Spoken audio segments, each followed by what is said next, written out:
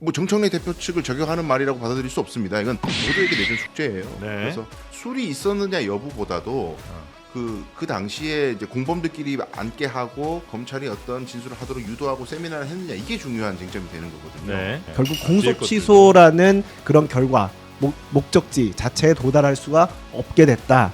이렇게 평가를 할 수가 있고요. 좀 건설적으로 뭔가 해결을 해야지. 이거 전부 다 민주당 또 탓하는 것처럼 저는 사실 보이거든요. 지금 국회에 누가 들어와 있어요.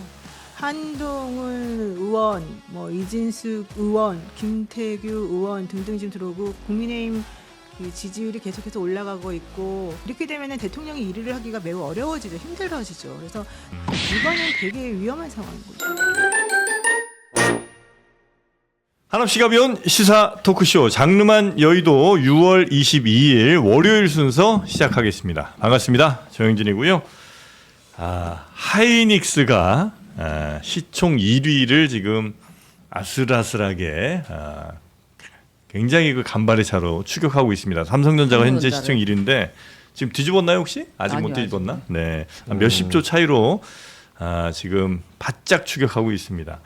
뒤집어지면 2000년 1월인가 이후로 26년 만에 처음으로 시총 1위가 바뀌는 주식 투자에서는 굉장히 중요한 순간이 되는 것이고요.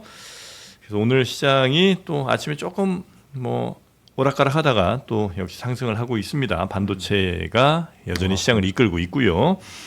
자, 오늘 함께 뉴스 나눠주실 분들, 이야기 나눠주실 분들 소개해드리고 바로 시작하겠습니다. 노영희 변호사님 어서 오시고요. 안녕하세요. 네, 재판 때문에 좀 바쁘셨죠? 네. 오랜만에 뵙습니다. 네, 재판 이야기를 그래서 누구보다 자세히 전해주실 수 있을 것 같고요. 그리고 류재화 변호사도 오셨습니다. 네, 안녕하세요. 네, 반갑습니다. 자, 그리고 강수영 변호사. 안녕하세요, 강수입니다. 네, 어서 오십시오. 요즘 제일 바쁘신 것 같습니다. 아유, 아닙니다. 예. 네. 조금 바쁩니다. 방송이 한 17개? 고정 방송은 10개 좀 넘습니다. 아이고야. 큰일 났네요. 네, 죄송합니다. 네, 이제 전문 방송. 초기 증상, 연예인병 초기 증상. 죄송합니다. 사람들이 막 알아보죠? 아예 알아보고 있어요. 큰일 났네. 자, 아니 그리고- 근데 죄송한데 제가 안 온 사이에 뭐 머리 얘기가 나온 게 있었어요. 지난주에 네, 여기서 터뜨리셨죠. 예, 가바리언 이야기를 했는데 네. 그 바로 다음 날에 이제 민주당으로부터 고발을 받으면서 묻혔어요. 퇴색했어. 가발을 네. 고백한 거는 다 온데간데 없고 네. 그렇게 됐습니다. 맞아. 피고벌인 됐습니다. 이제 피의자로서 조사를 받고 그렇게 하게 됐습니다. 취하 안 하고 계속 가신대요? 당 관계자로부터는 제가 사과를 받았거든요. 네. 근데 뭐 글쎄요. 예, 그 주도하신 개인의 의사가 중요하겠죠. 예, 그분은 아직 완고한 입장인 것 같고요. 아, 빨리 그래요? 찾아가서 무릎 꿇어요. 저는 절대로 사과하지 않는다고 얘기했습니다. 무릎 꿇어요. 예, 절대로 사과하지 않는다고. 사과하지만 취하는 않겠다. 뭐 아니, 그런 뭐 거네. 모르시는 분들이 또 많이 네. 계시니까 정확히 뭐 때문에 그때 고발당하신 거예요? 장르만 여의도에 김연 의원께서 출연하셔가지고 네. 그때 신의원 기자님하고 우리 정영재 앵커님하고 이제 여러 질문하시는 과정의 그 방송 내용을 제가 그 다음 날에 비판을 했죠. 김연 예. 의원의 입장에 대해서 네. 그 왜 민주당 의원들이 도와주지 않느냐라는 질문에 껌뻑껌뻑 하신 것에 대한 왜 즉답을 못 하시느냐. 네. 그리고 이제 여론조사에서 조국 후보가 1위를 달리고 있는 그 언급을 하시길래 네. 맥락을 종합하면은 마치 단일화가 조국 후보로 될 것 같이 예상하는 그 부분에 대해서 이제 비판을 제가 했는데 그것이 허위사실, 명예훼손이라고 주장을 하시고 네. 저에게 항의도 하셨는데 그러고 뭐 넘어갔어요. 근데 이제 그걸 고발하셨더라고요. 더불어민주당 명의로. 김현 의원이 고발한 것도 아니에요. 아닙니다. 예, 더불어민주당 고발을 하셔서 제가 거기에 이제 화가 난 거고요. 아니, 뭐 개인이 하시는 거야 뭐 자유인데 그 당의 이름으로 그렇게 됐다는 게 너무 서운하고 예, 그래서 제가 문제 제기를 했던 거고 네. 당 관계자는 사과를 하셨지만 고발 취하는 아직 안 하시고 있다. 관계자는 또 사과를 했어요. 네. 관계자가 누구예요? 그건 제가 말씀드리면 그분이 좀 아. 곤란해질 수 있어서 어쨌든 제가 파악하기로는 이게 명예훼손이 안 되는 걸 알고 하셨습니다. 고발을. 하신 분도 예. 그래요? 네네. 법리적으로 될 수가 없어요. 이게 명예훼손이. 왜 하시는 거지 그럼? 그러니까. 괴롭잖아요. 당하면 네, 일단 당하면 진짜 괴로워요. 많이 조사도 받으러 가야 당해 돼. 보셨을까요? 아니 저는 그래서 항상 바람보다 빨리 눕고. 근데 그래서 이런 아까 일이 무릎 있어 꿇으라고. 빨리 무릎 꿇고 사과하는 거지. 네, 최윤경 기자 반갑습니다. 안녕하십니까? 네. 하여튼 기자분들도 뭐 또 방송 많이 나오는 뭐 평론가분들도 그런 고소고발에 늘 리스크를 좀 이렇게 안고 가는 경우가 많죠. 그렇죠. 예. 그래도 우리 최은경 기자님은 워낙 또 팩트에 기반한 네. 예, 보도를 또 해주시기 때문에 그리고 전 실수를 했다 그러면 진짜 바로 사과합니다. 내가 잘못 생각했다. 좀 과하게 하는 편이죠. 근데 만약에 진짜 멀쩡한 거 가지고 시비를 걸잖아요. 그럼 진짜 끝장을 봐요. 근데 그렇게 끝장 보고 나면 너무 피곤해. 심신이. 네, 시간도 많이 들고 그래서 아. 웬만하면 정 앵커님은 고소 안 당합니까? 고소고발? 저는 한 번 딱 당한 적이 있어요. 한 번. 명예훼손 관련해서. 아 누구한테요? 예전에 저 정미용 여사라고 돌아가신 분인데 네, 그분이 한번 저 고소한 적이 있습니다. 제가 이겼고요. 예, 네. 알겠습니다. 자 그러면 뉴스로 빠르게 한번 가볼까요? 네, 그 금요일에 네. 이재명 대통령의 기자회견이 있었어요. 대국민 기자회견. 순방 후의 상황을 보고하겠다라는 거였는데 아주 쟁점이 될 만한 재밌는 이야기들이 많았는데 이미 3일이나 지났기 때문에 제가 간단하게 정리를 해서 말씀을 드리겠습니다. 대통령이 역시나 이번에도 G7 나가고 돌아보니까 한국의 국력과 위상이 정말 높아졌다. 한국에서 왔다고 하면 뭐 거기 있는 정상들뿐 아니라 정상들의 이제 아내들이나 남편들도 반응들이 굉장히 네. 좋았다. 대통령도 이런 깜짝 놀랄 예, 정도로. 예. 우리만 알고 있는 뭐 수신호로 이제 하트를 보내주기도 하고 맞아요. 이랬다. 그리고 이제 트럼프 대통령이랑 나란히 앉았잖아요. 식사 네. 시간 동안 마크롱 대통령이 자기 그때 너무 힘들었다면서 이제 이재명 대통령을 옆으로 밀어 넣어서 자리 배치를 해 주었는데 네. 그 트럼프랑 밥 먹으면서 군함 빠르게 지어줄 수 있느냐 열척 그렇게 부탁을 했고 우리가 당연히 와이낫이다. 왜 못할 게 뭐가 있냐. 빠르게 해주겠다 했다. 우리밖에 못해요. 네.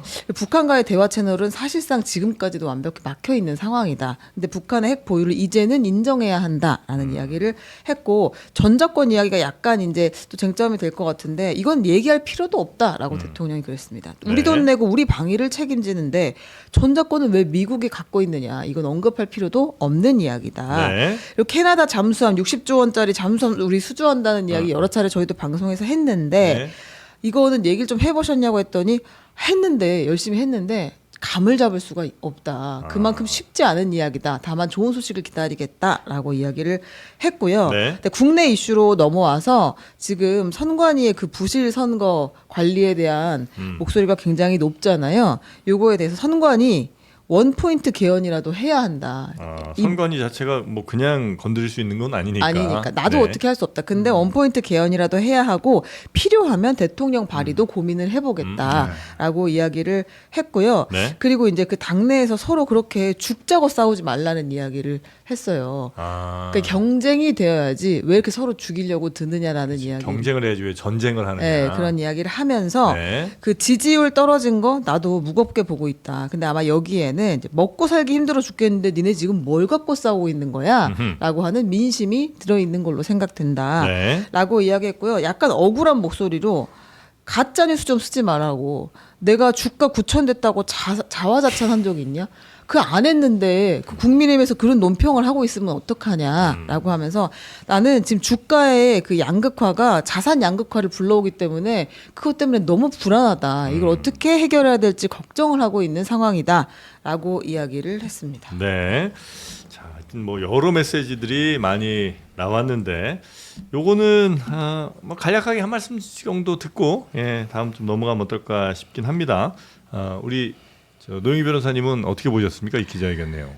대통령이 사실 순방 너무 잘했죠. 네. 그리고 지금 말씀하신 거 전체적으로 다 우리들이 그동안에 계속해서 주장해왔던 내용들 또 대한민국의 위상을 높이는 데 필요한 것들이었기 때문에 매우 좋았는데 이제 이렇게 정말 잘하신 부분들이 조금 많이 희석이 되고 그리고 이 민주당과 뭐 여러 가지 그 정치에 관련된 것에 대한 국민들이나 이 민주 진보 진영들의 네네. 좀 안타까움, 뭐 좀 섭섭함 이런 것들 때문에 좀 정확하게 이게 펼쳐볼 수 없을 정도가 됐다는 게 좀 안타깝습니다. 네. 제가 봤을 그러니까 때도. 하여튼 뭐 대외적으로는 굉장히 뭐 좋은 일들이 많이 일어나고 있는데 국내 정치에서 좀 안타까운 부분을 많이 강조한 것 같아요. 크게 보자면. 네. 우리 강정 변호사님. 뭐 역시 우리 진보 진영의 최대 스피커는 이재명 대통령이었구나 이런 생각을 했어요. 명료하게 모든 쟁점에 대해서 특히 좀 예민할 수 있는 당내 문제나 그런 것들에 대해서도 명확한 입장을 밝히셔가지고 더 이상 해석의 여지가 없는 누가 해석해줄 필요가 없는 명료한 메시지는 뭐죠? 그러니까 이런 식으로 가지 말자. 이런 식으로 당내에 전쟁을 하지 말자. 네. 그리고 보안수사권 문제 등 이런 것들 교조적으로 가지 말자. 당내 의원들 자유롭게 의사표명하게 하자. 이런 여러 가지 메시지들을 명료하게 내주셔서 지금부터는 이제 이 대통령 메시지를 각자가 실천을 어떻게 하느냐. 뭐 꼭 뭐 정청래 대표 측을 저격하는 말이라고 받아들일 수 없습니다. 이건 전부 모두에게 내준 숙제예요. 네. 그래서 잘 이행하느냐에 달려 있다고 봅니다. 혹시 또 상대당에서는 어떻게 보실까요? 아, 저 원래 선관위 얘기하려고 그랬는데 우리 강수현 변호사님 말씀드리니까 대통령이 총평을 해야겠네. 모두에게 내준 숙제인데 왜 본인 숙제는 안 합니까? 뭐죠? 자기는 왜 숙제만 내주죠? 전쟁을 하지 말고 경쟁을 하라고 했는데 사실 취임 2주 전 기자회견에서 이번 지방선거 결과에 대해서 혹독하게 평가하면서 전쟁을 먼저 시작한 사람이 누구였죠? 아, 대통령이에요? 저는 그리고 유럽 순방 가는데 당대표 이례적으로 안 불렀잖아요. 네. 그렇게 해서 당대표 패싱 논란 불러일으켜 놓고 그래서 당대표 거의 뭐 허수아비처럼 만들어 놓고 이제 와서 야 전쟁하지 말고 경쟁을 하라니까 얘기하는 게 좀 너무 유체이탈 화법 같아요.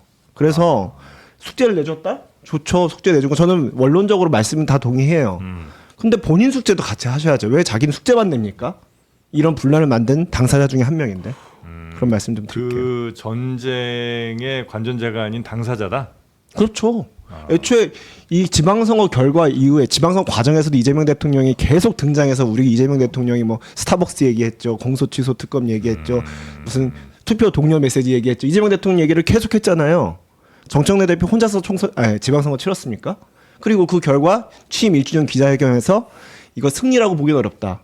굉장히 질 수 없는 선거였다. 막 이렇게 얘기를 하면서 사실상 지방선거를 이끈 당 지도부에 대해서 날카로운 비평을 하셨단 말이에요. 네. 그러면서 이게 불거진 건데 그건 쏙 빼고 마치 다른 사람들끼리 뭔가 전쟁을 벌이고 있는 것처럼 얘기하시는 게 전형적인 유체 이탈 화법 같아 보인다는 거죠. 얼핏 기억에는 하여튼 뭐 본인도 무거운 책임을 통감하지만 여당 내에서 이렇게 심하게 싸우는 것이 국민들 보기엔 굉장히 보기 좋지 않다는 뭐 메시지로 이해는 좀 되긴 했었었는데 이렇게 네. 이야기했어요. 이거 그 국정은 변한 게 없어. 정책도 그대로인데 지지율이 폭락했다. 엄중하게 받아들여야 한다. 근데 이거 이재명 마음에 안 든다는 사람이 늘어난 거 아니겠나. 무한 책임을 져야 한다. 이제 이렇게 이야기하긴 했습니다. 네. 대통령께서 지금 상황에서 갑자기 겉으로 보이는 것만 보면은 왜 자꾸 X에 글을 올리셔가지고 이렇게 분란을 이렇게 피상적으로 이해할 수 있는데 그거 절대 아니거든요. 물밑에서는 정무라인 통해서 수개월 전부터 계속해서 여당이 나아가야 되는 방향이나 청와대가 하고자 하는 방향 이건 당정 협의를 해야 되지 않겠습니까? 근데 그게 계속 삐끄덕삐끄덕거리다가 이게 더 이상 이거 한계다. 이거 도저히 방향이 다르다. 그 판단을 하시고 이제 국정 동력을 다시 제고하고 2년차 국정을 더 가열차게 하려면 네. 방향 설정을 다시 할 필요가 있겠다라는 메시지를 낸 건데 근데 그거를 전쟁의 어떤 뭐 선전포고를 하신 것처럼 해석을 해버리면 대통령 보고 그냥 가만히 있으라는 얘기잖아요. 정무라인 통해서 얘기해도 안 되는데 극약 처방을 내린 거 아닙니까? 안 되니까. 근데 그 물밑에서 있었던 것은 이제 안 드러나기 때문에 그건 다 가려버리고 네. 그럴 리고 선전포고했다 이렇게 가버리면 글쎄요 이건 너무 근데 물밑에서 교섭을 있었으나 그게 잘 안 되니까 선전포고 한 건 맞네요. 아니 선전포고가 아니라 극약 처방을 할 수밖에 없는 상황이잖아요. 처방에 표현을 달리한 건데 네. 어쨌든 대통령도 본인이 가만히 있어요, 여당을 대통령. 상대로 강력하게 비판의 메시지를 본인 주체로 낸 건 맞잖아요. 그게 잘못된 내용이 아니잖아요. 아니, 뭐 그러니까 억지가 제가 있으니까. 잘못됐다는 게 아니라 네. 싸우지 왜 이렇게 원수 싸우듯이 싸우냐라고 말씀을 하셨는데 그 그런 당사자 중에 대통령 하나가 그렇죠. 아니잖아요. 네. 본인도 포함됐다 이거죠. 야, 이건 정말 동의하기 어렵습니다. 네. 대통령께서 싸움을 걸거나 누구를 맹비난하거나 허위사실로 공격하거나 그게 아니잖아요. 방향을 제시했잖아요. 그게 뭐 어떻게 싸움으로 해서 글쎄요, 전 이번 인사 좀 이따 우리 말씀 알겠습니다. 나누겠습니다만 이번 인사도 저는 싸움의 일환으로 보인다. 인사는 뭐 이따가 저희가, 말씀 뉴스가 또 있을 나누니까. 테 그리고 뭐 댓글 보니까 저 사람 누구냐고 저 국민의힘 아니냐고 그러시는데 맞습니다. 국민의힘 맞아요. 국민의힘이니까 이런 얘기를 하는 거죠. 국민의힘 사람 맞습니다, 여러분. 네, 오해하지 그래도 마시고. 한 명은 국민이 있어야 되지 않겠습니까? 이해해 주십시오. 네. 자, 그리고 오늘 리얼미터 그 대통령 지지율이 발표가 됐어요. 근데 이게 이제 사실은 참 큰 뉴스인데 대통령 지지율이 지금 긍정평가가 46.7%, 부정평가가 49.7%.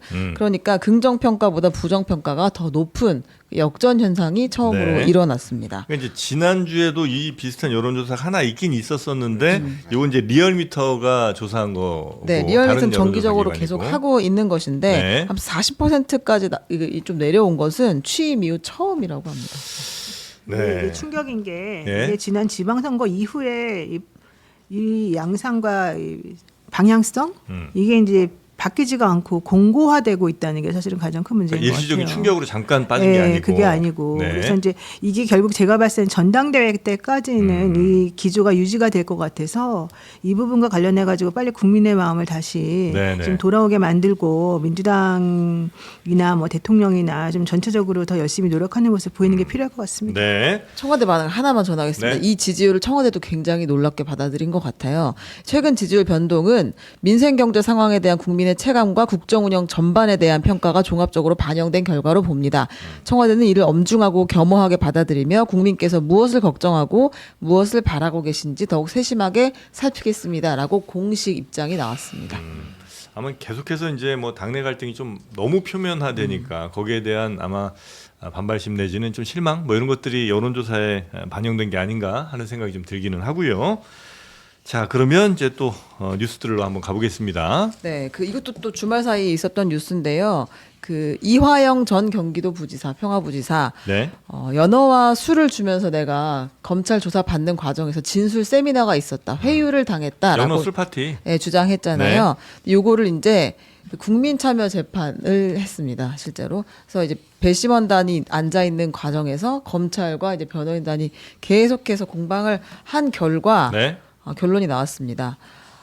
뭐라고 나왔나요? 이런 술자리는 없었다라는 것이 이제 판결의 결과입니다.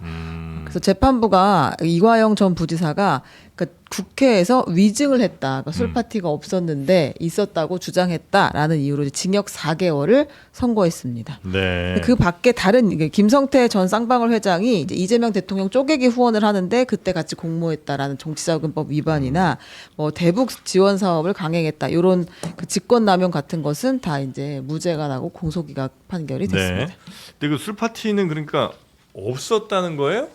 그러니까 제가 이제 이 변호인단의 한 명으로서 제가 설명을 간단하게 드리면 이 사건은 이 세 개의 공소 사실에 대한 건이었어요. 예. 대북 당시에 그 경기도에서 밀가루하고 묘목을 보내주는 사업이 있었었는데 이건 이제 대북 지원 사업이라고 그러거든요. 직권남용.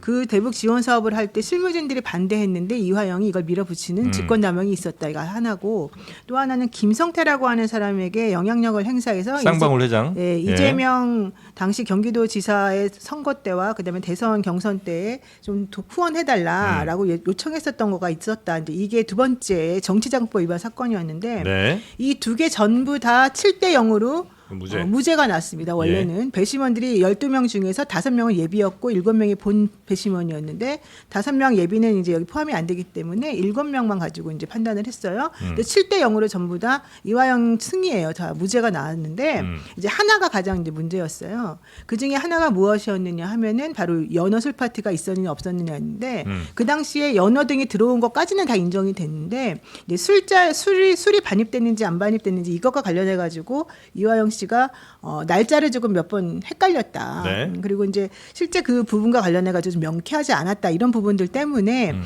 술 반입에 대한 거는 좀 이화영이 거짓말하나 보다. 이게 4대 3으로 7명 중에 4명이 이화영이 거짓말한 거다. 위증한 거다라고 판단하고 3명은 위증이 아니다. 이 사람이 말이 맞다. 이제 이렇게 판단이 내려서 결국 한 명 때문에 갈린 사건입니다. 왜냐하면 저희들은 이제 이 건을 가지고서 위증이라고 하는 거는 그 사람의 개인적인 그런 기억에 반하는 진술이 있었냐 없었냐가 중요한 건데 네. 이화영은 자기 기억에 맞는 대로 진술을 했고 그 증거가 바로 여러 가지 정황 증거와 함께 거짓말 탐지기에서 이화영의 말이 맞다고 나온 것이다. 그러면 이화영 머릿속을 스스로는 이게 그 당시에 술이 있었다라고 분명히 확신하고 그거에 대해서 증언을 한 건데 그게 왜 위증이냐 이제 이게 우리들 주장이었는데 네. 이제 이 부분에 대해서는 딱 한 분이 그거는 잘 모르겠다 아닌 것 같다 이래가지고 이제 유죄가 나왔고 4개월 판결을 받은 거라서 저희는 그 부분에 대해서는 이제 항소를 할 예정입니다. 네, 알겠습니다. 그러니까 다른 두 혐의에 대해서는 이제 무죄가 나왔고 7대 0으로 다 무죄가 나왔는데 네. 그 중에 이제 위증만 하나는 지금 하나는 이제 공소기각으로 무죄인데도 공소기각으로 판결이 난 거는 실체적으로 유무죄를 따지기 이전에 이 공소 제기가 잘못됐는지 잘못되지 않았는지를 따지는 게 공소권 남용에 대한 얘기거든요. 근데 우선 이거는 무죄도 나왔지만 그 전에 검사가 기소를 잘못했습니다. 네. 이렇게 이제 판단을 판사가 내려줬고 형식적인 것하고 실체적인 게 서로 충돌할 때는 형식적인 걸 먼저 판단하게 돼 있어요. 근데 이게 그래서 핵심이었습니다. 네. 근데 어쨌든 전부 다 저희 주장이 맞았고 또 하나는 이날 무슨 일이 벌어졌냐면 위증죄 관련해 가지고 우리 변호사가 실제 실험을 한번 해봤어요. 무슨 실험이요? 검찰이 계속 주장했던 게 술이라고 하는 게 반입될 가능성이 없다, 절대 없다 네, 이런 네. 얘기를 계속 주장해 왔기 때문에 우리가 보여줄게. 그래서 우리 그 변호인 중에 한 명이 류 땡땡이라는 변호사가 있는데 저는 아니고요. 이분 아니고요. 네. 그분이 진짜로 소주를 생수병에 숨겨가지고 담아서? 아니 그냥 소주병 그대로를 네. 반입을 했어요. 근데 검색대가 있기 때문에 원래는 반입 못 하잖아요. 우리 물도 들고 가면 다 걸리잖아요. 근데 그거를 아예 가지고 들어왔어요. 그래요. 네, 그렇게 해가지고 우리 봐라 이게 전혀 술 같은 거 못 갖고 들어온다고 니네들이 말했지만 실제 이렇게 가지고 들어올 수 있다. 이거 우리가 진짜 실험을 해서 보여줬어요. 그래서 사실 저희는 이렇게까지 보여줬는데 이게 좀 불가능하다고 생각할까 그랬는데 이제 그 부분이 조금 한 분의 네. 마음을 설득하지 못한 것 같습니다. 이 술파티 연어 술파티에 대해서 이게 어쨌든 지금 현재 이제 유죄가 나온 거니까 위증을 했다는 걸로 이제 법원은 그렇죠, 판단한 것 그렇죠. 같고요. 네. 이게 이 재판 전체에서 매우 중요한 역할을 하게 되나요? 아니면 뭐 이렇게 좀 사이드 문제입니까 이거는? 그러니까 이제 이화영 부지사의 진술의 신빙성에 따라 가지고 이게 핵심 증거가 되니까 네. 대통령께서 그 경기도지사 당시에 그런 부분들을 다 보고를 받고 승인을 했는지 여부는 이화영 부지사 진술이 절대적인 증거가 돼서 그 진술 신빙성이 핵심 쟁점이 되겠죠. 예. 근데 이제 술이 있었느냐 여부보다도 그 당시에 이제 공범들끼리 앉게 하고 검찰이 어떤 진술을 하도록 유도하고 세미나를 했느냐 이게 중요한 쟁점이 되는 거거든요. 네. 근데 지금은 약간 우리가 이제 술 먹었냐 안 먹었냐 이렇게 이제 단순화가 되는 것 같아서 좀 그 부분은 좀 바로 잡아야 될 부분이 있는 거고요. 그다음에 지금 이제 짚어야 될 건 국민참여재판은 저희가 해보면 저희 변호사들도 해보면 굉장히 힘든 절차인 게 보통 형사재판은 뭐 아주 특수한 사건이 아니면 뭐 3주에 한 번이나 한 달에 한 번 이렇게 띄엄띄엄 공판이 진행이 되고 그 사이에 준비도 많이 하고 한 번 공판할 때 시간도 좀 넉넉하게 잡고 그렇게 진행이 되지만 국민참여재판은 배심원의 일반 국민이고 생업이 있기 때문에 이거 막 재판을 몇 달 동안 할 수가 없어요. 네, 보통 네, 네. 하루 만에 끝내야 되고 이번에 뭐 최장기간 열흘이라고 하는데 그러면 절차를 간소하게 할 수밖에 없고 증거 기록에 대한 검토도 훨씬 더 빠르게 할 수밖에 없어요. 그래서 항소심에 가면 지금 뭐 쟁점되고 있는 서울고검 TF의 감찰 결과 이것도 지금 반영이 안 됐다는 거 아니에요? 네. 그러니까 그런 것들도 아마 항소심에서는 이제 국민참여재판이 아니기 때문에 숙고가 되면 저는 결과가 달라질 가능성 상당히 크다고 생각합니다. 알겠습니다. 혹시 예, 네. 그 1심 판결이 나왔으니까 뭐 그 이화영 전 지사 쪽은 항소를 하겠죠. 항소를 한다고 밝혔고 그래서 뭐 항소심 결과 나와봐야 알겠 텐데 어쨌든 1심 판결은 이화영 전 지사가 위증을 했다 아닙니까? 그러니까 본인이 연어 술파티를 받아서 진술 회유 당했다라는 본인의 국회에서의 증언이 거짓말이다. 이게 이제 밝혀진 거니까 저는 거기서부터 출발을 해야 한다 보고 이 자리에서 다시 뭐 2심 재판을 다시 여기서 리바이벌을 할 수는 없으니까요. 그렇게 보고 이거는 어쨌든 연어 술파티 의혹이라는 거는 왜 이게 문제가 됐냐면 이로 인해서 검찰에 회유가 있었다. 회유가 있어서 네. 그게 증거가 돼서 조작 기소가 이루어졌고 이렇게 조작 기소가 이루어졌기 때문에 공소 취소가 돼야 마땅하다라는 일련의 어떤 논리적 구조의 첫 단추였단 말이에요. 그런데 그게 무너졌기 때문에 네. 결국 뒤에 공소 취소라는 그런 결과 목적지 자체에 도달할 수가 없게 됐다.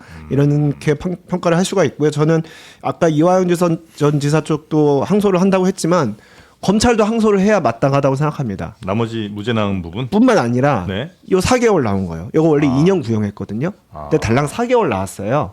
이거에 대해서 좀 검찰도 이대로 그냥 본인은 항소 포기하고 저쪽만 항소해서 이렇게 한쪽으로만 편향되게 심판받게 하지 말고 본인들도 항소를 해서 좀 제대로 네. 평가를 받도록 해라. 그리고 배심원 재판 얘기를 좀 두 분 변호사께서 하셨는데 배심원들이 결론을 낸다고 해서 우리 한국 형사법에서는 판사가 그 결과에 구속되질 않습니다. 그러니까 결국 판사도 배심원들의 판결에 동의해서 힘을 실어줬다라는 말씀 아울러 드리고 네. 제가 되게 많이들 간과하고 있는 거 하나 말씀드릴게요.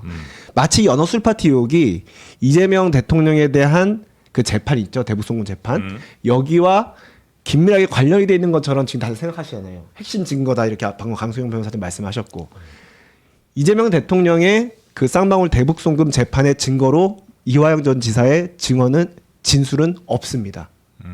이 진술 뺐어요. 검찰도 못 믿겠어서 근데 이 별개의 건이라는 애초에 거죠? 증거 자체를 네. 빼버렸어요. 그리고 이화영 지사가 7년 8개월 확정 판결을 받았잖아요. 네. 그 판결의 유죄 증거로도 사용되지 않았어요. 왜냐? 오락가락했기 때문에. 그래서 사실 이거는 깽가리 치는 용도예요. 검찰이 조작 기소했다라고 깽가리 치는 용도로 사용되고 있을 뿐이지 네. 실제로 그런 재판들의 결과는 관련이 없는 일입니다. 우리 왜 여기서 힘 빼고 있는지 모르겠어요. 이거는 제가 좀 다르게 이해하고 있거든요. 자, 이화영 부지사 유죄 판결을 읽어보면은 쟁점이 됐었어요. 술 파티 여부가 쟁점이 됐고 판결문 내용을 읽어보면은 네. 이렇게 판사가 설명합니다. 이화영 부지사의 연령이나 직업이나 이런 걸 종합해봤을 때 네. 밥이랑 술 좀 사줬다고 해서 자기가 알고 있는 지식과 다른 증언을 했으리라고 볼 수가 없다라는 부분이 분명히 있어요. 아 근데 그거 네. 유죄 아시잖아요. 유죄 증거로 사용한 거랑 반론으로 그게 한 줄 들어간 거랑은 달라요. 한번 그거는 사실관계 문제니까 네. 이재명 대통령 재판이나 이화영 전 지사 최종 확정 판결에 그게 증거로 사용됐는지는 사실관계 문제니까. 대신 이건 이제 그 공소 취소 쪽과 아마 관련된 것이라고. 예, 그냥 깽가리 치는 용도다. 예. 저는 그렇게 보는 겁니다. 예. 여기서 것 같고요. 핵심은 실제 그런 그 검찰이 부적절하게 피고인이나 이런 피의자를 수사하면서 이렇게 회유하려고 하는 시도나 이런 것들이 있었느냐인데 결론적으로 연어 같은 거 덮밥 같은 거 사준 거는 맞는 것이잖아요. 연어덮밥은 예, 그러니까 거기까지 인정을 하고, 예, 그리고 진술세미나 하듯이 사람들 다 모아놓고 공범들끼리 서로 얘기할 수 있도록 여러 번이나 자리를 마련해준 것도 맞는 것이고, 엄청나게 매일매일 사람을 불러다 놓고 아무것도 안 하면서 조서도 안 쓰면서 괴롭혔던 거 사실인 거잖아요. 그럼 그런 그 부분들에 대해서 인정을 해야지. 여기서 지금 갑자기 그냥 결론으로 위증했습니다 하나만 가지고 그것도 그게 제일 중요한 아니지 결론이잖아요. 다른 건 다 인정되고 술이 반입됐냐 안 반입됐냐 요거 하나만 가지고 지금 서로 지금 아직까지 1심에서 나온 그 판결 하나 가지고서 그동안 했었던 검찰의 잘못된 거 전부 다 없어진 것처럼 말하는 거는 부적절. 아 저는 그렇진 않아요. 저도 검찰 비판 좀 그러니까. 할게요. 나머지에 그 쪼개기 기소 이런 거 있잖아요. 네. 이래서 공소 기각 판결을 받았잖아요. 이런 거는 검찰의 잘못된 기소 관행에 대해서 법원이 1심 법원이 저는 철퇴를 가했다고 생각해요. 기소 관행, 뭐 수사 관행 정치자금 뭐 이런 거에 무죄 대해서 있죠. 그건 무죄다. 그러니까 이런 거에 대해서는 비판을 네. 하되 거짓말했다는 거에 대해서는 그걸 전제로 우리가 얘기를 해야지 다시 1심 재판을 또 할 수는 없다는 거죠. 알겠습니다. 자, 이화영 부지사 위증과 관련돼서는 징역 4개월, 유죄가 선고됐다는 게 첫 번째 뉴스였고요. 그 다음으로 넘어가 보겠습니다. 민주당 민주당 가봐요. 먼저 갈까요? 민주당을 가봐야 되지 않을까 네, 싶은데요. 알겠습니다. 민주당 가겠습니다. 아니 원래 여기 가려고 했는데 조국혁신당 가려고 아, 했거든요. 조국혁신당. 네. 조국혁신당 한번 갈까요? 네. 조국혁신당. 심플한 문제를 가야 될 것 같습니다. 네. 조국 대표가 민주당을 향해서 경기 평택을 국회의원 공천 과정을 해명해라라고 평택을 재선거 관련해서 민주당이 답해야 할 10가지 질문이라는 글을 올렸습니다. 네. 질문이 많은데 질문 좀 읽어드려요. 핵심만 좀 읽어주세요. 핵심이요. 핵심은 민주당이 귀책사유지역에 공천을 그동안 안 해왔는데 이번에는 왜 공천을 했느냐 이제 이거였고요. 그 다음에 민주당 지지자들의 절반 정도가 왜 조국 후보에게 투표를 했느냐. 그리고 이제 그 조국 후보는 선거 기간 중에 단일화가 필요하다는 입장을 견지했는데 민주당과 김용남 후보는 왜 거부했느냐. 그리고 민주당은 2028년 총선에서도 조국혁신당 후보에게만 사퇴를 강박하는 전략을 취할 것이냐. 이렇게 이야기했습니다. 그러니까 핵심은 하여튼 이번에 조국 전 대표가 당선이 됐었어야 되는데 왜 못 되게 민주당이 발목을 잡았냐. 네. 뭐 그런 그렇죠. 것 같아요. 네, 나 이 정도 사이즈 되는데 왜 무시했냐 이런 얘기. 니네 때문에 졌어. 네. 네. 그래서 제가- 핵심은 모아보자면. 예, 네. 그래서 제가 이 질문 보고 바로 제가 오히려 역으로 평택을 선거 관련해서 조국 대표가 대답했으면 좋겠는 10가지 질문을 제가 만들어서 페북에 올렸습니다. 강수영의 10가지 질문. 또 고소당하신 거 아닌가 아니 뭐 모르겠는데. 이거 질문인데 뭐 질문을 고소하시면 제가 정말 예. 뭔데요? 근데 핵심은 네.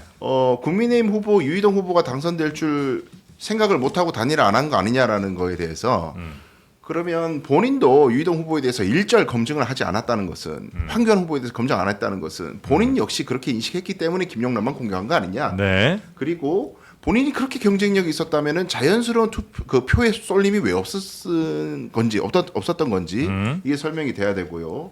본인이 귀책 사유가 있죠. 국회의원 선거를 다시 나오게 된 본인이 대법원에서 당선 무효형을 받지 않았다면 선거 다시 안 나왔을 거 아닙니까? 본인이 귀책사유인데 또 나온 건 괜찮고 민주당이 귀책사유 있는 지역에 공천한 건 잘못됐다? 그건 이제 문제가 있어 보인다는 것이고 또 마지막으로 네. 뭐 다음 총선에서도 나 이렇게 강박할 거냐 이런 말씀하시는데 그 전에 숙제가 있어요.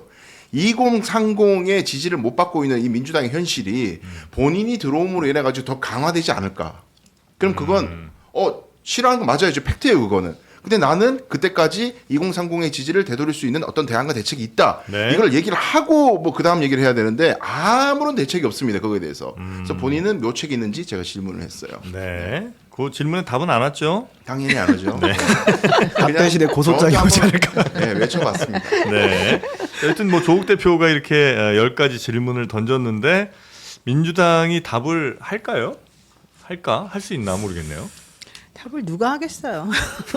그냥 메아리 없는 질문만 되는 건가요? 근데 이제 그러면? 이런 것이 아마 이제 조국 후보 입장, 조국 의원 전 의원 입장에서는 되게 불편하겠지만 네. 그러면은 조국 의원은 이 상황에 대해서 자기는 전혀 책임이 없다는 것인가? 저는 좀 그건 아닌 것 같아요. 왜냐하면은 제가 여러 번 뭐 저뿐만 아니라 많은 분들이 말씀하셨지만 결국 네거티브 하지 말고 민주당에만 총구를 겨누지 말고 계속 이런 식으로 나가시다가는 유희동 후보가 되니 좀 그 전에 좀 정리 좀 해주세요라고 사실 많은 사람들이 얘기를 했었었는데 네. 그거에 대해서는 전혀 반응을 안 하셨었거든요. 그리고 계속 네거티브를 먼저 시작했고 그러니까 반응적으로 또 저쪽에서도 하게 되고 이제 진탕 싸움이 돼버린 거잖아요. 그럼 우선 그런 것들에 대해서 좀 우리가 그 당시에는 절박해서 이런 거 저런 거 이렇게 하게 되는데 미안하다부터 하고 좀 건설적으로 뭔가 해결을 해야지. 이거 전부 다 민주당 또 탓하는 것처럼 저는 사실 보이거든요. 그래서 이거는 좀 옳지 않다라는 생각이 들고 실제 조국 당시 후보가 내로남불처럼 정말로 얘기했던 여러 가지 것들이 사실은 이쪽에다 지지를 하고 싶었던 사람들의 마음을 건드렸던 부분들이 있고 분명히 김용남 후보 공천할 때 정청래 대표도 이거를 몰랐을 리가 없기 때문에 이거에 대해서는 저는 양쪽 당이 다 책임은 좀 있다고 좀 생각하거든요. 네. 그래서 그런 부분에 있어서는 조금 더 건설적으로 이제 나아가도록 해야지. 이 10가지 질문을 던져가지고 민주당에다가 또 다시 총구를 겨누면서 니네 앞으로 어떻게 할래? 니네 때문에 증거 인정해? 이렇게 나오는 건 저는 옳지 않다고 생각해요. 이게 약간 뭘 저 하고 싶은 거예요? 뭐랄까 이 단일화를 네. 정말 이게 많이 원하셨으면 이게 단일화의 대상이 되는 뭐 김용남 후보 혹은 뭐 민주당에게 너무 그렇게 아주 가혹한 잣대를 들이대면 단일화가 좀 그러니까요. 어려워지잖아요. 네. 바로 그 지점이에요. 그걸 말하고 그죠? 싶었던 거죠. 제 질문 중에 들어가 있는 게 그건데 네. 김용남 후보를 그렇게 공격을 하다가 단일화했다고 쳐요. 그러면 김용남 지지하던 분들이 단일화 됐으니까 조국으로 가야겠군. 되겠냐고요. 그렇게 욕해놓고 진보당 김재현은 왜 무시하냐는 거예요. 그게 오만이라는 겁니다. 국민의힘이 당선되는 걸 막기 위해서 뭐 일단은 마음에 안 들더라도 조국으로 지지할 거야라는 그게 오만이라는 거예요. 그게 지금 진보 진영의 큰 숙제예요. 예, 정만 있으면 다 나한테 지지를 할 거야. 예. 국민의힘 나쁜 놈들이야. 그러면 나한테 다 지지할 거야. 그 한계가 드러났다고요. 근데 아직도 그 인식을 갖고 있는 게 네. 조국의 한계다. 네. 근데 지금 뭐 조국 혁신당에서는 국정 운영 원팀도 만들자 뭐 이런 얘기도 하는 것 같은데요. 그렇습니다. 같은 네. 날 신장식 당대표 권한대행이 민주당을 향해서 국정운영 원팀 플랫폼을 구성하자, 원팀 만들자라고 이야기를 했습니다. 국정 운영 원팀이라는 게 그러니까 뭐예요? 이제 함께 국정을 논의할 만한 플랫폼을 하나 만들자는 취지였던 것 같습니다. 그리고 이제 그러니까 뭐 어떻게? 그 아니, 플랫폼이 뭐냐고요? 그걸 제가 그걸 최 기자님 어떻게 아시겠어요? 뭐 장르만 여의도 할래요? 플랫폼? 어때? 아니 좀 약간 이해를 잘 못했어요. 이 제안 자체가 너무 지금 어떤 추상적이에요, 방식으로 해석을 해야 그러니까 뭐 되는지 잘 국무위원을 몇 명 넣어달라는 아니, 예를 건데. 들면 연정을 한다라고 하면 이제 그건 집권 세력에서 네. 소수 세력들과 같이 이제 뭐 장관도 좀 이렇게 데리고 오고 네. 하면서 자리를 같이 하고 내각에 집어 넣어서 우리가 좀 같이 간다고 할 수는 있을 것 같은데 이게 무슨 말인지를 사실 잘 이해를 못했어요. 이렇게 하고 네. 그리고 이제 그 합당에 대한 질문도 나왔었거든요. 네. 지금 좀 합당이 어려워졌느냐 했더니 아니 우리는 합당 그 자체가 목적은 아니다. 조국 혁신당은 자강을 기본으로 연대는 필수로 합당은 선택이라는 입장을 가지고 있다라고 이야기했습니다. 네. 알겠습니다. 국정 운영 원팀. 원팀은 되게 좋아하시는 것 같아요. 근데 말은 원팀인데 원팀 하자 그러면서 막 야 너는 근데 이게 잘못했으니까 이건 이제 앞으로 조심하고 원팀 하자 이러면 누가 하겠어요. 그래서 저는 그런 부분에 있어서는 네. 사실은 조국혁신당도 제대로 된 제안을 하고 있는 건 아니다. 그리고 지금 현재 민주당이 당권 이것 때문에 지금 복잡해 죽겠는데 그 얘기한다고 지금 귀에 들어올 상황도 지금 아닌 것 같고. 민주당이 너무 지금 정신없죠. 네, 정신이 너무 없기 때문에 네. 이제 이거는 조금 이따가 당대표 선거 끝난 다음에 이제 제안하시는 게 더 맞을 것 같은데 네. 이제 조국혁신당 입장에서도 좀 같이 조금 좀 뭘 하면 좋긴 하겠는데 또 그래도 우리의 룸을 조금 만들어주면 좋겠는데 이런 정도인 거지 구체적인 어떤 안을 가지고 또 얘기하는 건 아니라서 네. 이게 지금 현재 민주당 지지하시는 분들이 되게 예민해져 있거든요. 지금 현재 다들 좀 불편하시고 네. 그런 상황에서는 일단은 조금 지켜보시고 나중에 얘기하는 게 맞지 않겠나 말 좀 생각이 지금 좀 들어요. 아껴라. 네, 그런 말씀이신 것 같네요. 근데 감정이 많이 상했다는 게 저는 이 문구들을 보면서 좀 느껴지는데 네. 예를 들면 조국 대표가 쓴 그 10번 요구 같은 건 민주당이 합당을 제안했다가 이제 지금 뭐 단일화도 없고 합당도 없다고 했다. 이제 민주당에게 조국혁신당은 상임위와 본회의 표결 시 숫자 채우기를 위해 필요한 존재에 불과한가? 이렇게 이야기했어요. 약간 떠나간 사람을 잡는 것 같은 그런데 나에게 아니 당신은 에게 나는 뭐였어? 이 정도밖에 안 되는 존재야. 이런 이렇게 진짜 짜증나. 아니 조국혁신당은 알아서 그 정당이 추구하는 바를 하세요. 본회의장에서 표결할 때 조국혁신당이 바라는 대한민국의 상과 당의 이념에 따라서 하십시오.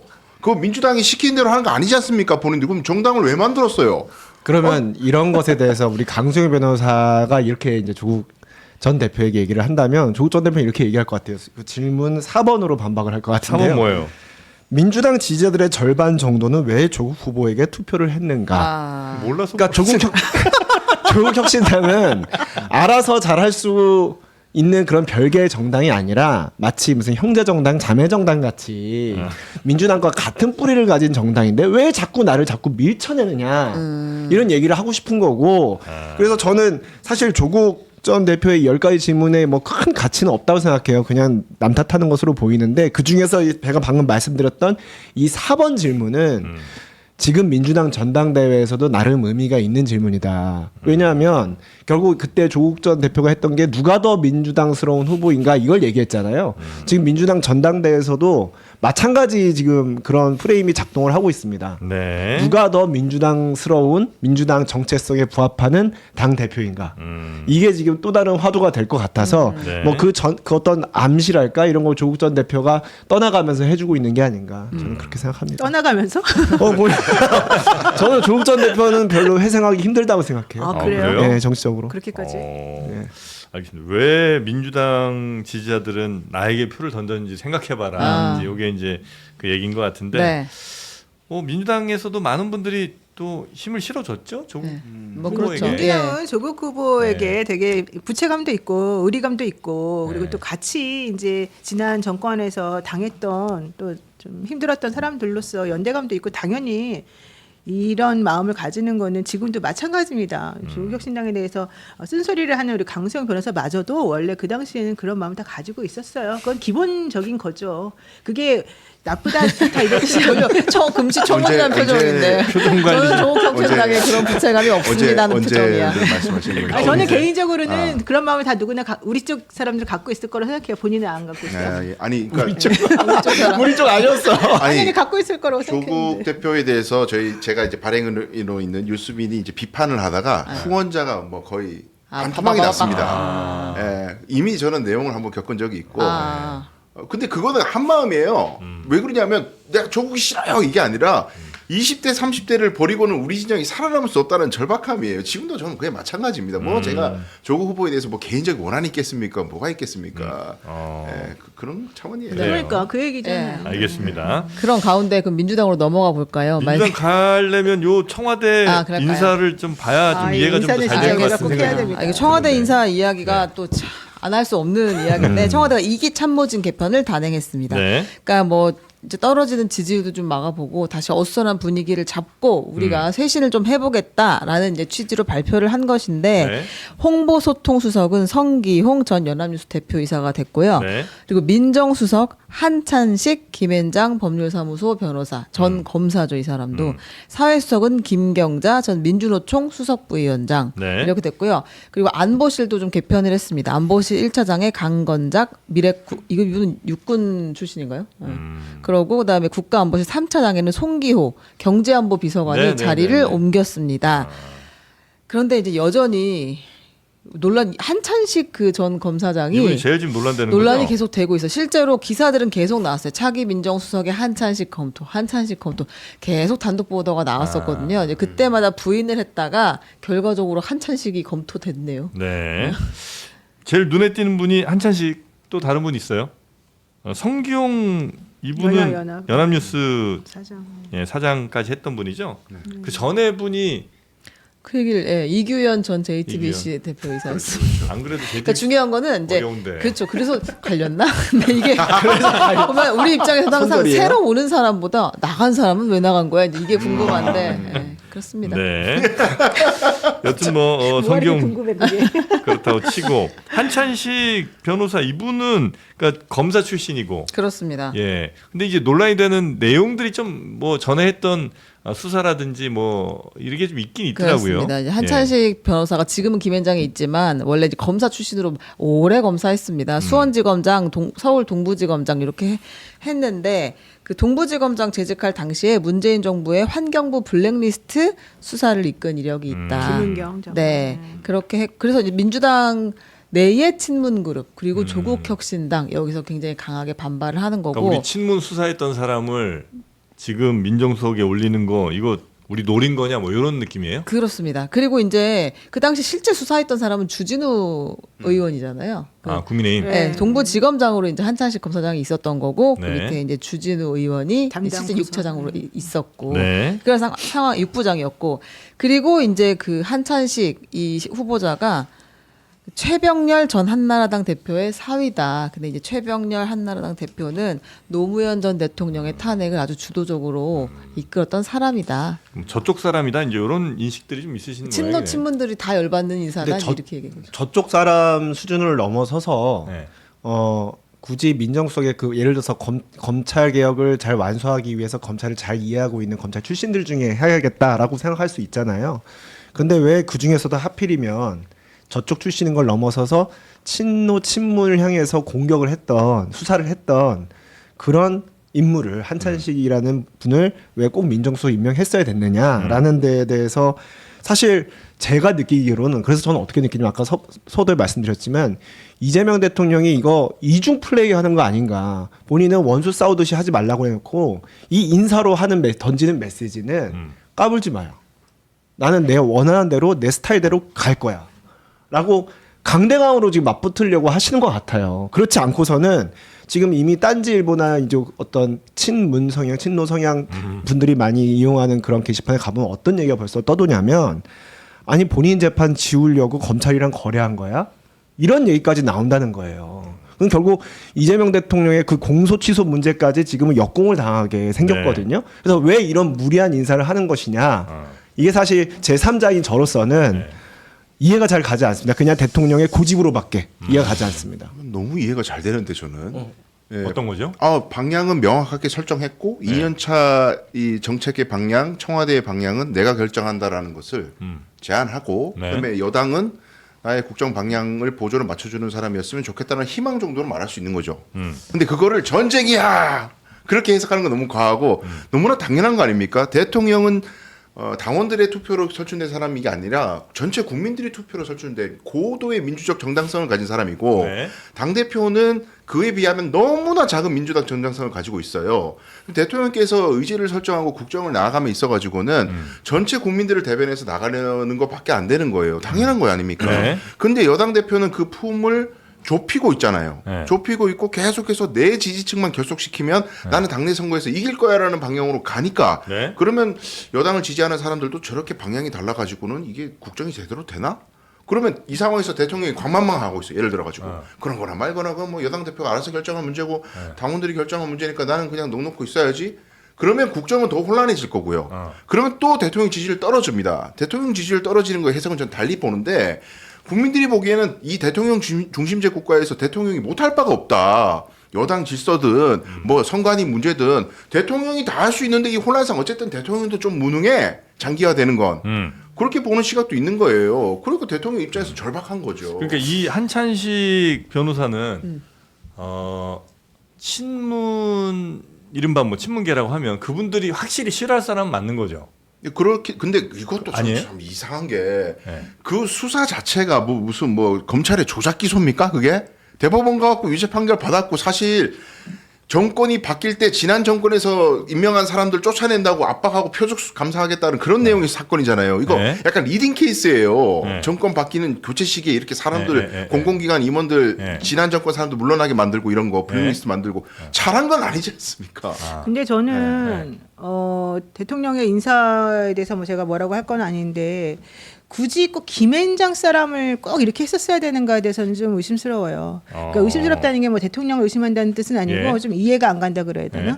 왜냐하면은 김앤장은 모든 정권에 자기 그 회사의 영향력을 좀 높게 하기 위해서 많이 끼치게 하기 위해서 민정수석을 항상 우리 펌에서 있는 사람이 좀 갔으면 좋겠다라고 하는 얘기를 계속 해왔었어요. 그리고 실제 그거를 많이 관철시켜 왔는데 이번에 벌써 이재명 정권에서만 2번 연속으로 김앤장 출신이기도 하고 전체적으로는 6명의 민정수석이 전부 다 김앤장 출신이거든요. 네. 저희 대한변협 선거할 때도 이 김앤장 뭐 화우 뭐 율촌 이런 여러 가지 그 큰 로펌들이 있지만은 그 로펌 중에서 가장 열심히 그 자기 회사 사람을 이렇게 이사 자리들 뭐들 꼭 늘려고 하는 그것도 특정 직역에 그렇게 하는 회사가 사실은 김앤장이었는데 꼭 김앤장 사람을 집어넣었어야 되는가? 그거에 대해서 무슨 특별한 이유가 있는가? 이거는 좀 제가 좀 궁금한 부분이긴 해요.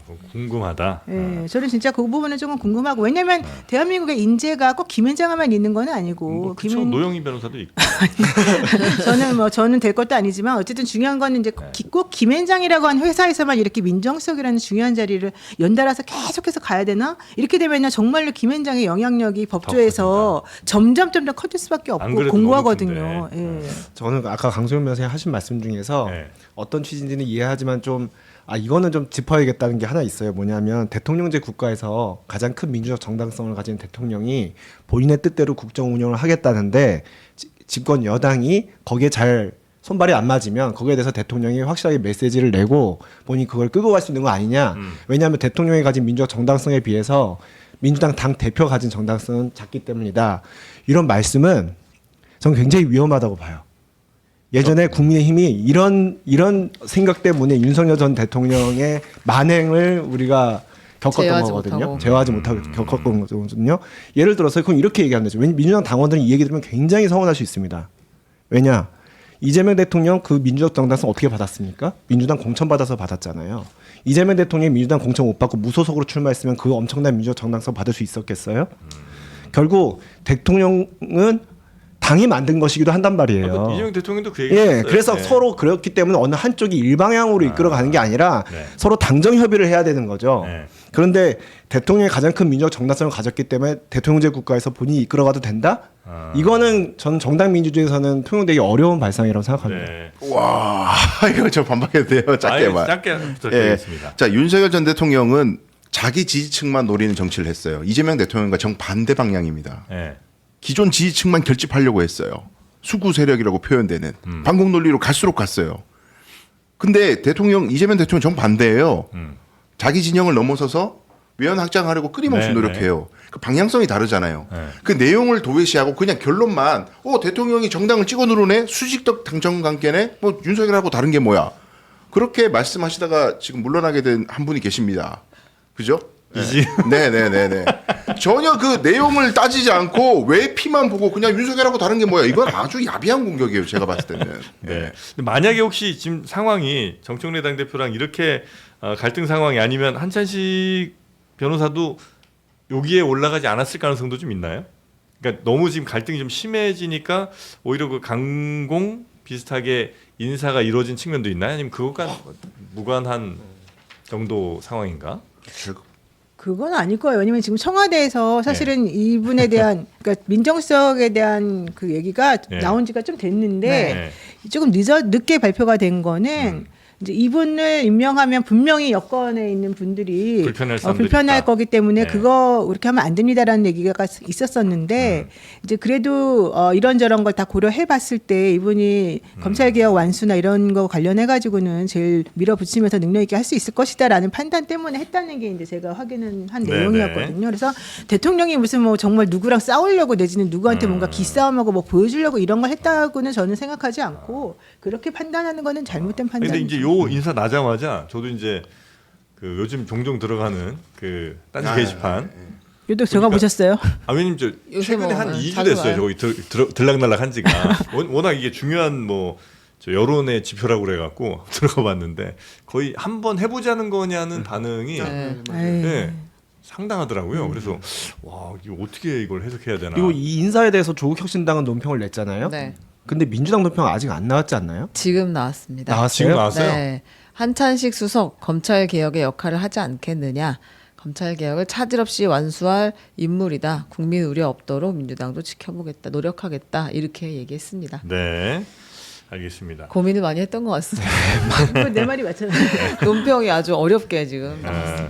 그럼 이제 민주당 이야기를 한번 좀 들어가 봐야 될까요? 아 그렇습니다. 네. 지금 이 모든 것이 또 민주당 당권을 앞두고 있기 때문에 지금 이렇게 네. 어려운 일이 된 거 아니겠습니까? 그 차기 당권을 두고 지금 김민석 국무총리, 정청래 대표가 지난 주말에 민주당 광역기초단체장 당선자 워크숍에서 만났습니다. 만나서 그 뭐 악수도 하고 대화도 했는데요. 분위기는 여전히 썰렁합니다. 한번 좋습니까? 보고 오겠습니다. 네, 잠깐 볼게요. 이번 유럽 순방 외교를 통해 이재명 대통령은 월드클래스 세계적인 지도자로 우뚝 섰다고 저는 생각합니다. 우리의 목표는 하나이고 여기 계신 모든 분들이 똑같습니다. 이재명 정부의 성공과 정권 재창출, 완벽한 승리라고 선언하기 조금 어려운 그런 결과가 있어서 이기는 민주당으로 다시 우리 신발끈을 매는 것, 그것이 중요한 시기이고 그러한 역사적 분기점에 있다고 생각합니다. 저도 곧 당에 돌아오면 미력이나마 최선을 다해서 그렇게 하겠습니다. 당에 돌아오면 최선을 다해서 해보겠다라는 얘기. 월드 클래스는 이 단어가 조금 뭐 논란이 있긴 있는데 그냥 계속해서 이걸로 가시는 모양이군요. 네. 네, 정청래 대표는. 근데 확실히 투톱으로 지금 현재는 경쟁 구도가 짜여지는 그런 상황인 건가요? 네, 그리고 지금 네. 그 김민석 총리 아직 총리죠. 김민석 총리의 입에서 나온 이야기 중에 가장 중요한 건 그 완벽한 승리라고 선언하기 조금 어려운 그런 결과가 있다라고 이야기한 것이잖아요. 그러니까 뭐 선거 잘 이겼다라고 너는 주장하고 있지만 이건 이긴 선거 아니야라고 지금 명확하게 선을 긋고 있는 상황이어서 네. 그게 이제 하나의 책임론 쟁점이 될 것 같고요. 네. 그다음에 또 보안 수사권 관련해서도 아마 분명히 또 이야기가 될 거로 네. 보입니다. 이번에 보안수 사건이 당 대표 선거에서 제일 큰 이슈가 됩니까? 세 분 보시기는 어떻습니까? 되기를 바라죠, 정청래 대표는. 정청래 대표는 예, 정청래 대표는 그게 쟁점이길 바래요. 네. 1인 1표제도 쟁점으로 만들고 싶어 하지만 그건 좀 설득력이 떨어져요. 예. 이미 다 당원 당규 개정이 돼가지고 끝난 문제고 김민석 총리가 그걸 뭐 바꾸려고 뭐 선언을 하거나 뭐 그런 움직임이 전혀 없는데 네. 딴지 게시판 쪽은 자꾸 그 1인 1표를 김민석이 흔든다 이런 식으로 지금 몇 개월 동안 악마를 하고 있습니다만 그건 설득력이 매우 떨어져가지고 결국 하나 보안수사권 폐지가 곧 검찰개혁의 완성이다. 보안수사권 폐지에 대해서 조금이라도 이설을 얘기하는 사람들은 다 검찰주의자고 포섭된 적이다. 이제 요거 하나로 이제 쟁점화를 시킬 거예요. 오늘 아침에도 이야기했습니다. 최고위에서 정청래 대표가 보안 수사권 티끌마저 없애야 한다. 완전 폐지가 정답이다. 계속해서 이 얘기를 하고 있어요. 근데 지난 금요일에 대통령이 그러니까 뭐 구더기 무서워서 장을 못 담그면 안 되고 구더기가 생길 가능성이 있으면 찾아서 막으면 되지. 이 기본적으로 보안 수사권을 없애는 것에 뭐 동의는 하지만 악용될 여지가 없다면 예외적인 경우에는 뭐 다 봉쇄하게 되면 안 되지 않냐, 좀 둬야 되지 않냐라고까지 또 한 번 더 얘기했는데 네. 오늘 아침에도 여전히 보안 수사권은 완전히 폐지해야 한다라고 또 이야기했습니다. 그러니까 저렇게 정청래 대표가 대통령하고 완전히 각을 세워가지고 이제 본인을 지지하는 지지자들을 향한 메시지를 저렇게 던지는 거는 뭐 개인적으로 당 대표가 되기 위해서 하는 그런 전략일 수도 있겠지만은 전체적으로 대한민국의 검찰개혁 관련해 가지고는 저렇게 하면은 저는 좀 위험하다고 생각해요.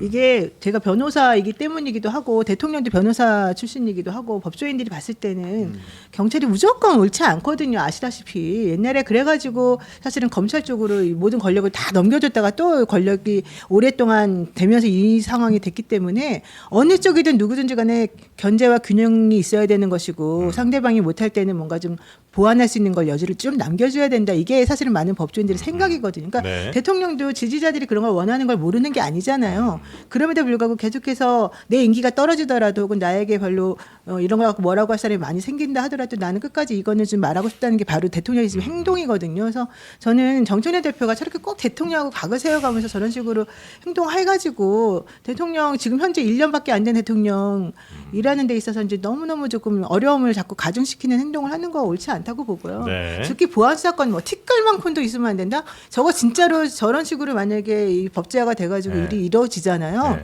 그러면은 정권 바뀔 때마다 이거 가지고 맨날 또 그 얘기를 할 것이 뻔하고 저것 때문에 생기는 부작용도 엄청날 수 수사 있습니다. 현장이나 뭐 이 법조계에 계신 네. 분들은 걱정을 많이 하시더라고요. 예, 현실적으로 네. 굉장히 이상적인 얘기고 사실 저는 지금 상태로 보안 수사권이 인정된다고 하더라도 여러 가지로 문제가 생길 수 있다고 봐요. 현재 상황도 현재 상황도. 그러니까 네. 저는 사실 제 입장에서는 50보 100보 문제이긴 한데 그래도 저렇게 티끌만큼도 남겨두면 안 된다라는 건 정말 위험한 발상이라고 생각하고요.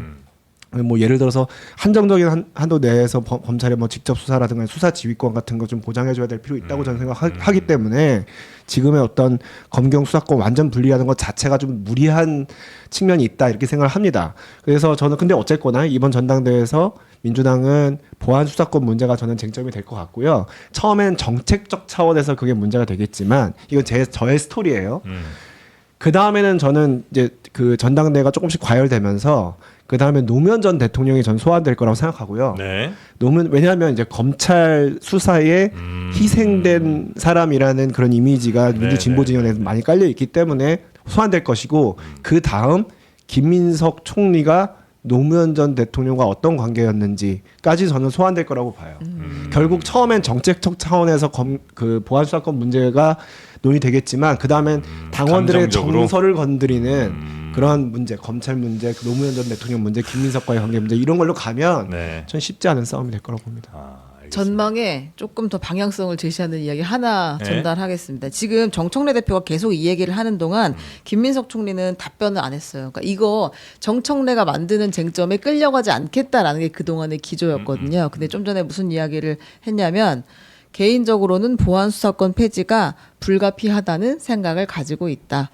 국민 여론도 검찰을 완전 분리하는 것을 원한다. 이렇게 이야기했어요. 그러니까 크게 다르지 않은 방향성을 지금 가지고 가려고 하는 것 같습니다. 쟁점화 시키지 쟁점화 시키지 않겠다. 그래 하고 싶으면 그거 해. 이제 네, 이런 네. 버리고 가겠다는 얘기를. 그렇게 되면은 수사 현실과 국민 피해자들 그러니까 이런 거예요. 지금 오히려 쟁점을 약간 이제 김민석 총리가 비트는 건데 보안 수사권 폐지하는 것만 얘기하지 말고 폐지했을 때 무슨 문제가 생기는지 정청래 대표님 혹시 진단하고 있는 게 있습니까? 예상된 문제점에 대해서 뭘 인식하고 계시는지. 그럼 그게 있다면 그건 어떤 식으로 보완할 건지. 이거에 대한 대안을 제시하면서 무조건 폐지를 얘기해야 되는데 그게 아니라 야 수사와 기소를 분리했는데 검찰한테 수사권을 남긴다고? 이거 미친 거 아니야? 이게 다예요. 지금 얘기가. 이렇게 단순화시키면 안 된다는 걸 지적하는 거에 대해서 김민수 총리의 말씀도 불가피하다라는 말에는 근데 이렇게 할 수밖에 없는 것 같긴 한데 그 뒤에 문제점을 책임 있게 우리가 집권 여당으로서 보완하는 여러 가지 제도들이 있어야 됩니다. 인력이든 기구든 기관이든 있어야 됩니다. 이렇게 방향을 트는 거예요. 근데 이쪽 가잖아요. 정청래 대표 하나도 얘기 못 합니다. 제가 장담컨대. 아무 대안이 없어요. 공수처하고 똑같아요. 일단 해. 일단 질러. 그 뒤에는 뭐 애프터 서비스 없습니다. 네. 예. 그러니까 뭐 취지는 참 좋을 수 있는데 이게 취지가 좋다고 늘 좋은 결과로 이어지진 않잖아요. 예전에도 보면 그 쥐들이 뭐 전염병 옮긴다고 쥐 한 마리 갖고 오면 500원씩 이렇게 쳐준 뭐 이런 걸 이제 예전에 우리나라 말고 다른 데서 했더니 사람들이 다 쥐를 집에서 키운다는 거 아니에요. 왜냐면 이제 쥐 갖다 주면 돈 주니까. 그러니까 그런 그 정책을 어떤 펼쳤을 때 생길 수 있는 예상 가능한 부작용들에 대해서 미리 좀 준비를 하기는 해야 될 것 같은데 그게 좀 너무 정치적으로만 흐르는 거 아닌가 하는 아쉬움이 조금 있고요. 자, 그리고 또 다른 주자도 있습니다. 네, 송영길 송영길. 의원이 네. 이제 그 정청래 대표가 당 대표에 출마할 경우에 나도 출마할 개연성이 커진다 이런 이야기를 했거든요. 그러면서 정청래 지도부가 정면으로 대통령과 싸우겠다고 자꾸 출마를 하려고 하는데 이걸 정리하지 못하면 집권당이 무너지고 레임덕으로 갈 것이다 이렇게 이야기를 했어요. 근데 물론 그 이에 대한 반박도 있습니다. 한민수 의원이 네. 이 정청래 대표 비서실장이잖아요. 아, 참 우스운 이야기다라고 이야기했어요. 왜 뭐 누가 출마하면 내가 출마하고 이렇게 되느냐. 그러니까 출마는 그냥 출마지. 그래서 우습다고 생각하는 분들이 많을 것이다라고 이야기했습니다. 그러니까 이제 송영길 의원 이야기는 정청래 대표가 이제 다시 연임으로 나오면 나도 이제 맞서서 막는 차원에서 나가겠다는 네. 것이고 근데 그렇게 행동하는 것이 한민수 의원 볼 때는 이건 좀 우스운 꼴이다. 이렇게 얘기를 했다는 거죠. 근데 정청래 지도부가 만약에 더 연임을 하게 되면 집권당이 무너지게 되고 레임덕으로 간다는 얘기는 워딩 자체로 보면 굉장히 지금까지 나왔던 다른 세죠. 이야기보다 좀 강하네요. 네, 감정적으로 근데 그게 제일 걱정이에요, 사실은. 실제로 된다면 실제로 그런 일이 벌어질 수도 있다고 생각하는 게 기본이에요. 왜냐하면 지금 국회에 누가 들어와 있어요. 한동훈 의원, 뭐 이진숙 의원, 김태규 의원 등등 지금 들어오고 국민의힘 그 지지율이 계속해서 올라가고 있고 실질적으로 민주당 내에서는 분열이 계속해서 가속화되고 있고 그런데 어쨌든 당대표 선거가 끝나고 나면은 그 분열이 서로 보듬어지거나 화합이 되지 않고 계속해서 벌어진 상태로 싸움이 벌어질 가능성이 높고 이게 총선 공천까지 계속 연결이 될 수밖에 없는 구조잖아요. 네. 이렇게 되면은 대통령이 일을 하기가 매우 어려워지죠. 힘들어지죠. 그래서 대통령이 일을 좀 안정적으로 해서 뭔가 성과가 나와야 되는 게 바로 이제 3년 차쯤인데 그때쯤에 공천권을 누군가가 꽉 틀어지고 있고 대통령하고는 척을 계속해서 세우고 있는 사람이 만약에 뭔가 힘을 갖고 있다? 이렇게 되면 대통령이 일을 할 수가 없어지는 거잖아요. 그리고 그런 힘을 빼기 위해서 계속해서 전당대회 끝난 때부터 계속해서 시동을 걸 거잖아요. 이거는 되게 위험한 상황인 거죠. 예전 노무현 전 대통령 당시에 열린우리당 분당과 같은 그런 상황까지는 안 가겠죠, 설마? 분당까지는 안 된다는 설이 있긴 한데 그것도 모르는 일이고 지금 다들 감정이 격해 그러니까 있어서 이 정도로 격해지면 모르겠다는 생각이 좀 드네요. 국민의힘 관련해서는 우리 최 기자님 국민의힘이요? 빠르게 전해 주실까요? 국민의힘 뭐 있나요? 국민의힘 뭐 별로 없는 것 같은데 재밌는 게 하나 있긴 했습니다. 예. 그 오세훈 서울시장이 방송에 출연해서 이런 이야기를 했어요. 예. 아이고 제가 선거 기간 동안 장동혁 대표를 피하느라고 아주 어려운 순간들이 있었다. 예. 그러니까 선거 며칠 남겨놓고 장 대표가 서울에 출몰하기 시작해가지고 내가 장 대표랑 부딪히는 건 득표에 도움이 안 된다고 생각해서 피해 다니느라고 신경을 좀 썼다.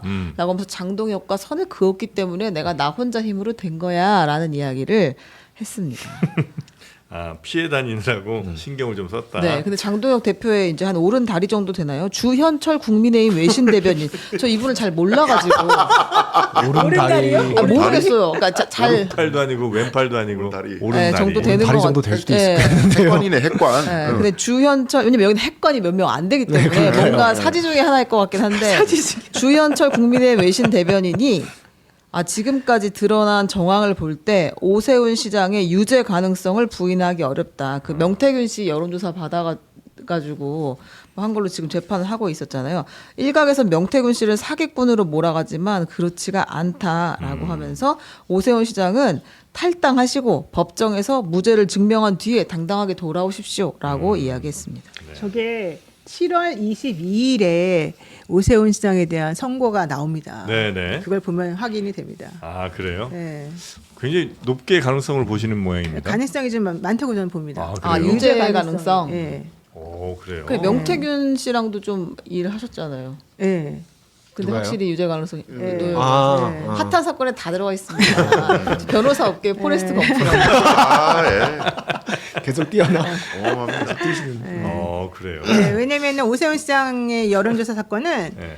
김건희 씨 여론조사 사건 또 달라요? 하고 또 다릅니다. 네, 어. 거기서는 해준 쪽이나 해달라고 한 쪽이나 서로 실체가 없어요. 서로 네. 왔다 갔다 한 게 없고. 근데 연결 고리가 없다는 게 지금 시장 쪽 주장이잖아요. 그거는 그렇지만 김한정이라고 하는 사람이 있고 네. 그 돈 대납해준 사람이 있고 네. 명태균 씨가 명확하게 얘기를 하고 있고 네. 사실 명태균 씨하고 오세훈 시장하고는 처음에 오세훈 대통령 만들기설까지 나올 정도로 되게 뭐가 많았어요. 그리고 재판 결과 나와봐야 알겠지만 나와봐야 알아요. 그리고 이게 유죄로 입증을 하려면 네. 결국 김한정 씨의 진술과 명태균 씨 진술이 유죄 증거가 될 수밖에 없는 건데 거기에 또 그 의원 있잖아요. 여자 의원, 김영선 의원. 예, 예. 그런데 그 진술의 신빙성을 따져볼 텐데 김한정 씨는 아마 부인을 하고 있는 거고 명태균 부인하지 않고 씨의 있어요. 그 진술은 그 우리 아까 얘기했던 그 누구죠? 그 이화영 전 지사처럼 진술의 신빙성이 좀 없다고 판단이 될 가능성이 높습니다. 아니야. 김한정 씨는 지금 인정하고 있어요.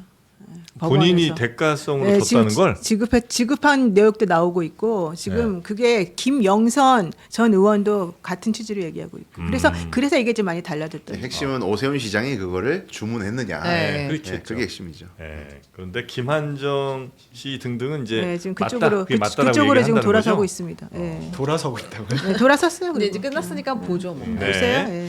알겠습니다. 자, 오늘 뉴스가 좀 많았는데 뒤에는 조금 빨리 달리느라고 자세히는 못 전해드렸고요. 그래도 대충 흐름은 아마 다들 판단하실 수 있을 거라고 생각을 합니다. 아, 그리고 정말 놀라운 제품 하나가 들어왔습니다. 깜짝 놀랐습니다. 아, 에어건인데 요만한 에어건이에요. 예, 바람. 요만한 핸드폰보다 작은 요만한 에어건인데 바람이 와 이렇게 쓸 수 있나요? 우와. 그 뭐야 드라이기예요? 야, 다이슨 같은 느낌인데. 약간 다 소리도 이거 먼지 털이 아니에요? 그러니까 진공 청소기 같네. 이게 저 어디 무슨 저 낙엽 같은 거 막 떨어져 있고 하면 청소하기 네, 쉽지 않잖아요. 치우는 그럴 때 이제 거예요. 싹 쏘는 거예요. 그렇게 쏘기도 하고 그 다음에 이게 투인원이라 반대쪽에서 공기 엄청 들어올 거 아닙니까? 네. 반대쪽에 딱 이걸 딱 끼고 이걸 다시 키면 이게 이제 진공 청소기가 되는 거예요. 아. 청소기 되는구나. 그러니까 이쪽은 진공 청소기, 이쪽은 이제 에어건. 이렇게 이제 쓰는 거죠. 먼지가 뒤로 야, 빠져나오진 않죠. 이건 진짜 우리 가바리언들 입장에서 흉기야 흉기. 아 저는 똑같이 생각했어요. 강수영 변호사 뚜껑 날아간다, 저거. 말아야겠다 저거 지금. 와 나가 안돼. 네, 그래서 즐겁습니다. 네, 요거 송풍 흡입 다 되는 투인원이고요. 요게 굉장히 모터 힘이 중요할 거 아닙니까? 일반적으로 요 비슷한 게 뭐 3만 원짜리 이런 것들이 뭐 5만 RPM, 8만 RPM 요 정도인데 몇 번 쓰다 보면 아유 힘 없어서 못 씁니다. 얘는 13만 RPM. 네, 바람의 차원이 다르고요. 뭐 캠핑 같은 거 가셨을 때 뭐 흙 털고 뭐 먼지 털고 하실 때 참 좋고. 배용도로 쓸 수 있겠어요. 네, 진짜. 에어매트 같은 책상에 거. 지우개밥 요새 엄청 많은데. 지우개. 그거 날려버릴 수도 있고 흡입할 힘듭니다. 수도 있고. 힘들어. 네. 네. 뭐 아니면 뭐 세차 후에 이렇게 물기 이렇게 싹 어. 제거할 때도 좋고요. 자, 그리고 요거 이 부속품들이 몇 개 있거든요. 뭐 청소 툴킷 같은 거, 예, 팁 같은 거 몇 개 있는데 요거 다 합쳐서 딱 사흘 동안만 49,900원에 예, 요거를 이제 보내드린다는 겁니다. 우리 장르만 여의도 핫딜가로 보내드리는 거고 모터가 제일 중요한데 그 모터가 바로 BLDC 모터 요즘 제일 성능 좋은 예, 그래서 아무리 좀 오래 돌려도 뭐 탄내 이런 거 안 나고 아주 강한 바람을 보내드립니다. 자, 요거는 뭐 이렇게 저 어디 조수석 요런데 뭐 콘솔이라고 그러나요? 요런데 넣어놔도 되고 아니면 운전석 옆에 이렇게 뭐 이렇게 음료 놓는데 요런데 딱 하나 딱 넣어놓고 다니셔도 되겠습니다. 네. 아, 어디서 사냐고 지금 댓글이 올라와서 네. 더보기라고 이렇게 누르시면 그 안에 링크가 있습니다.